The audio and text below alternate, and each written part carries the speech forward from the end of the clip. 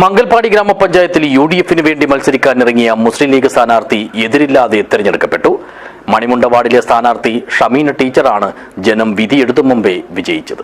This news sponsored by ഗുണമേന്മയോട് കൂടിയ ഉൽപ്പന്നങ്ങൾ മിതമായ നിരക്കിൽ Sreekrishna hardwares MG road Kasaragod.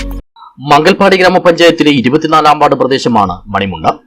ഇവിടെ നിന്നും ഇത്തവണ യുഡിഎഫിന് വേണ്ടി മത്സരിക്കാനിറങ്ങിയ മുസ്ലിം ലീഗ് സ്ഥാനാർത്ഥി ഷമീന ടീച്ചറാണ് എതിർ സ്ഥാനാർത്ഥികളായി മത്സരിക്കാൻ മറ്റാരുമില്ലാത്തതിനാൽ ഏകകണ്ഠമായി തിരഞ്ഞെടുക്കപ്പെട്ടത്.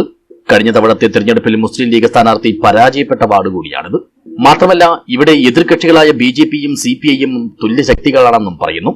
ഏതാനും ദിവസങ്ങൾക്ക് മുമ്പ് കാലാവധി അവസാനിച്ച മഞ്ചേശ്വരം ബ്ലോക്ക് പഞ്ചായത്ത് ഭരണസമിതിയുടെ പ്രസിഡന്റ് കൂടിയാണ് ഇപ്പോൾ വോട്ടർമാർ വിധിയെഴുതും മുമ്പേ വിജയിച്ചിരിക്കുന്ന ഷമീന ടീച്ചർ.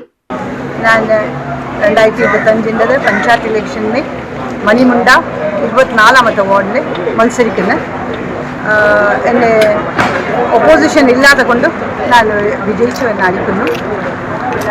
ഞാൻ ഏറ്റവും എൻ്റെ സർവീസ് മുഴുവൻ ഞാൻ എൻ്റെ വാർഡിന് വേണ്ടിയിട്ട് ഞാൻ ശ്രദ്ധപ്പെടാം, സേവനം കൊടുക്കാം.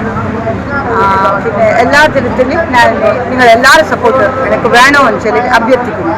നാമനിർദ്ദേശ പത്രിക സമർപ്പിക്കാനുള്ള അവസാന ദിവസമായിരുന്ന വെള്ളിയാഴ്ച വരെയും ഷമീന ടീച്ചറും ഡമ്മിയും മാത്രമേ മണിമുണ്ട വാർഡിലേക്ക് പത്രിക സമർപ്പിച്ചിരുന്നുള്ളൂ. ശനിയാഴ്ചത്തെ അന്തിമ പരിശോധനയിൽ ഇവരുടെ പത്രിക അംഗീകരിക്കുകയും ചെയ്തതോടെ വിജയവും ഔദ്യോഗികമായി അംഗീകരിക്കപ്പെട്ടു.